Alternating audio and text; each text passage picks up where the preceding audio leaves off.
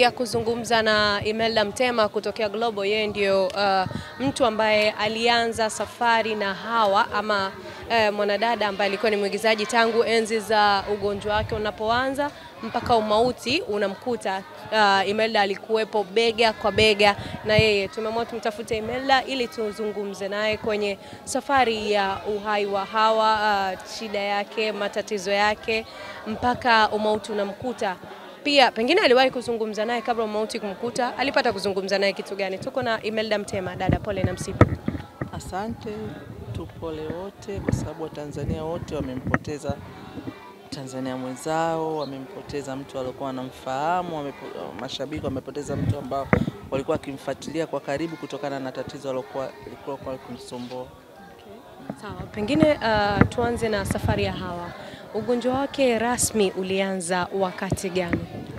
Hawa ameumwa sasa hivi takriban miaka 8, lakini ulianza tumbo linauma, mara akapata stroke, yani aliparalyze, wakahangaika akapona. Kwa hiyo ilikuwa na mlolongo mrefu, lakini miaka 4 iliyopita au 5 ilikuwa ile serious, ile muda kupasuliwa. Alianza kuumwa na tumbo kwa sababu ya nini labda? Nini hasa kilipelekea tumbo? Walikuwa mwanakwanza kwa atoe majibu kwa sababu fistula ya utumbo.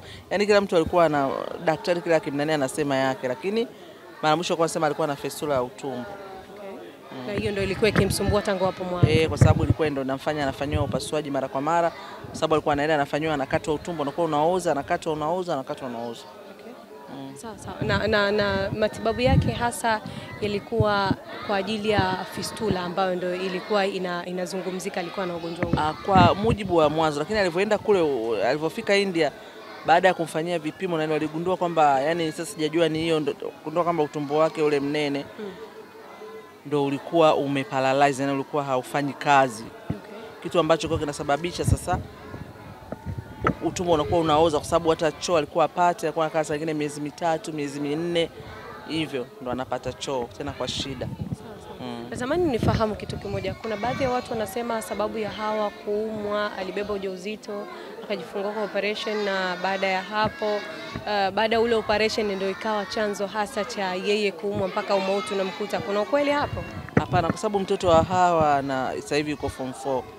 Na maana ungeangalia ni muda mrefu, na Hawa kaumwa tu miaka 8 na mtoto wake sasa hivi yuko form 4. Kwa hiyo hapana, yeye alizaaga tu mtoto wake vizuri. Na mtoto msichana tu mkubwa yuko form 4 sasa hivi. Sawa, tungependa sasa tufahamu, unakumbuka mara ya mwisho ulienda mpaka India, ulifunga safari ukaenda kule. Hali ya Hawa ambao ulimkuta nayo na ile ambayo ilitoka nayo hapa nyumbani Tanzania ilikuwaje? Hawa kwa kweli nilipofika hali yake alikuwa anaendelea vizuri sana, na akaniambia katika kipindi chote tumehangaika, sasa hivi Imelda nimetoboa. Mungu amenipa tena nafasi na kama yani kufa sifi tena. Basi tulikuwa tunaongea na nikaa najaribu sana kumdadisi kwamba unaona kuna utofauti wote toka ulivyofanya operation zile zote, na yeye akasema kuna utofauti mkubwa. Hii Mungu ametufanyia, anasema Mungu ametupenda, hii Mungu ametupendelea.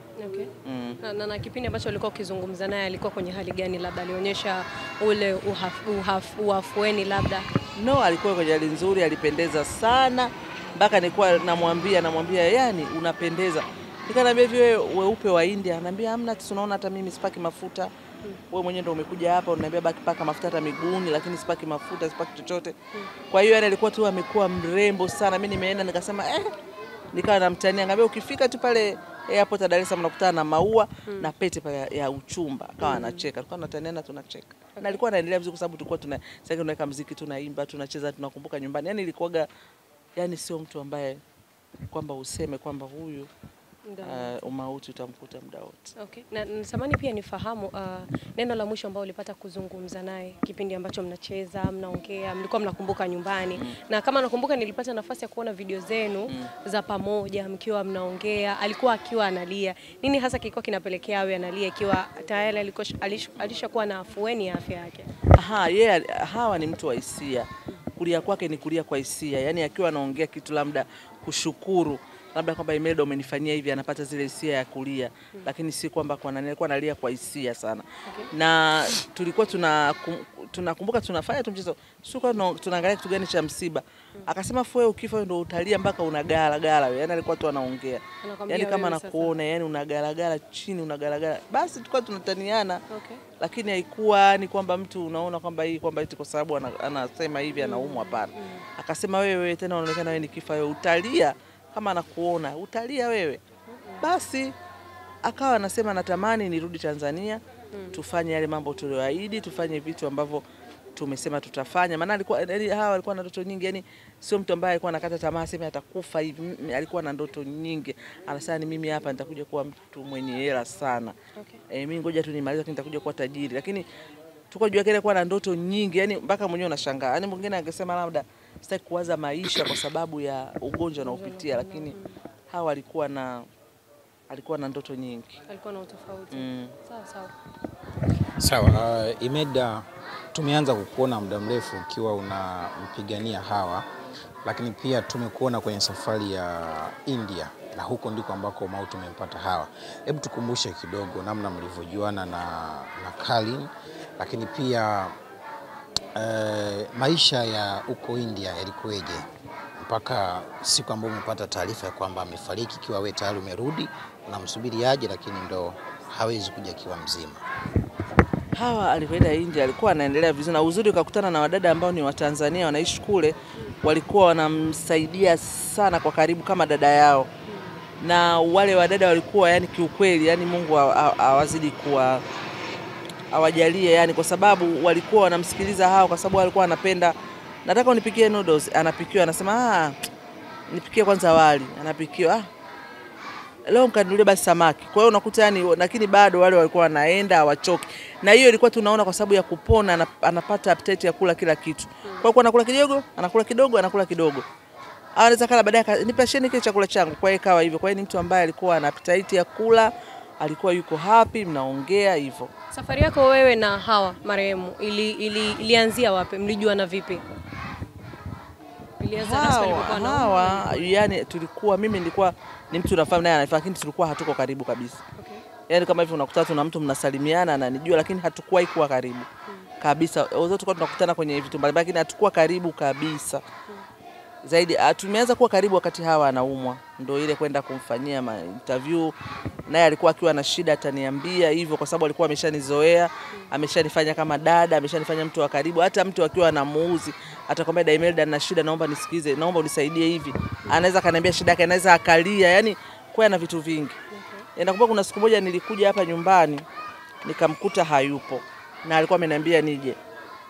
Sijui alikuwa ameuzika nini, mwenyewe akawa ameondoka. Sasa mamake akaniambia Imelda, hebu ongea naye afu mwambie unaondoka uji tena. Basi nikamwambia Hawa nimefika nyumbani kwenu haupo, na tumeahidiana, kwa sababu alikuwa apokee simu. Nikamtumia kwenye simu ya rafiki yake alikuwa nayo. Nikamwambia mwambie mimi nimekuja nyumbani hayupo na ninaondoka, sirudi tena. Akapiga simu akasema Imelda please nakuja sasa hivi dakika 2 niko hapo mlangoni. Na kweli dakika ngapi akaja. Mama akasema afadhali ngoja nije nikaongee naye. Basi maana sio yalizika nini. Ni kitu gani bado kinaendelea kubaki kama kumbukumbu kwako kutoka kwa Hawa? Hawa alikuwa msichana mwenye roho nzuri sana. Watu ambao wa nje labda hawamfahamu. Hawa alikuwa hata kama yeye hana hii nguo atakupa wewe uvae ya bakivu. Kwa hiyo alikuwa ni msichana, yani wenyewe familia yake wanamjua, ni shangazi, kama ni shangazi wa pekee, kama mama mdogo ni mama mdogo wa pekee. Yani hawa watoto wadogo zake, watoto wa kaka zake, yani wale wanamuona kama almasi. Kwa hiyo Hawa alikuwa ni mtu mwenye roho nzuri sana. Yani sana sijawahi kuona. Na hilo kila mtu ukimuuliza atakwambia ana roho nzuri mno. Ameacha watoto wangapi? Mtoto wake mmoja. Na mume? Hajawahi kuolewa.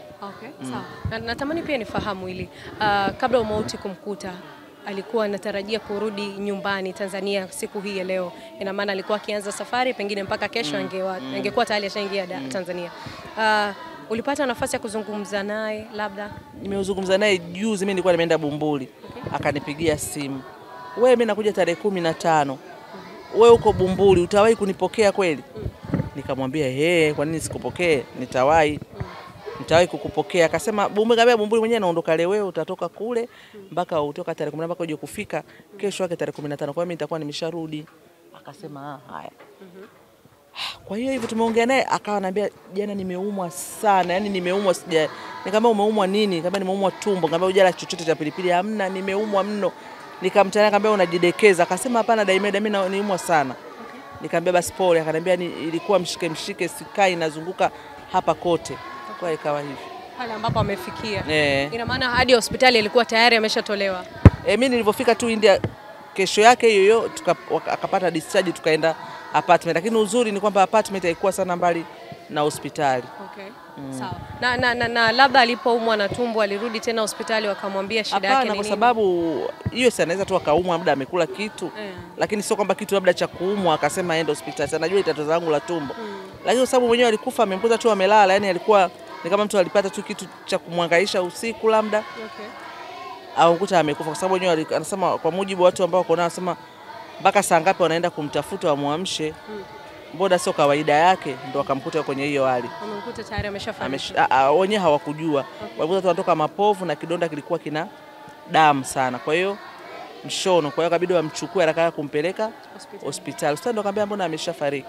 Kwa maana hiyo alishafariki muda akiwa nyumbani. Akiwa nyumbani. Na watu walikuwa bado hawajagundua kama sababu walikuwa wanaamka ili kila mtu anajua kiamka wala dada wanafanya usafi, wanamwandalia chai kama ni chakula anapenda nusu wanamwandalia. Kwa hiyo walikuwa kwa sababu waga mara nyingi alikuwa anapenda kuchelewa kulala saa 9 anaangalia movie. Kwa hiyo anajua sasa muda wake wa kuamka ni saa 6 saa ngapi. Kwa hiyo hawakumsumbua. Okay. Neno gani sana ambalo Hawa alikuwa akipenda kulitamka muda wote ulipokuwa naye karibu? Alikuwa ananiambiaga my brown sugar. Kwa nini?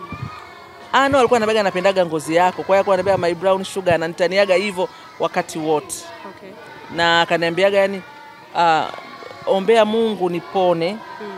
Nije nifanye chochote kama biashara, maana alikuwa anapenda sana kupika.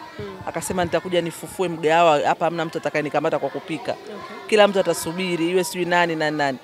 Nipate hela nikufanyie kitu kizuri kwa sababu sijakulipa hata. Na ambapo kitu ambacho pia kinanishangaza Hawa kwa safari alikuwa ananiambia fanya ufanyavyo. Ukipata chance ya kuja India njoo. Okay. Yaani njoo. Na mimi nikaona Hawa ni kitu ambacho alikuwa anakipenda, nikamfanyia surprise.